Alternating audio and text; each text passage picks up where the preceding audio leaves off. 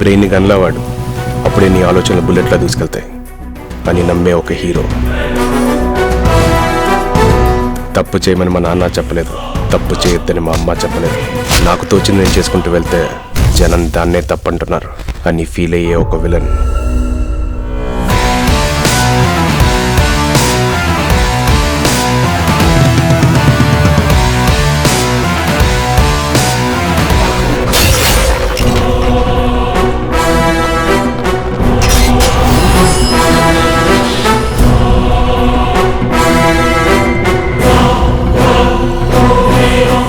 నా నమ్మకం ప్రకారం వాడు చంపడానికి వస్తాడు, కానీ వాడి జాతకం ప్రకారం చావడానికి వస్తాడు.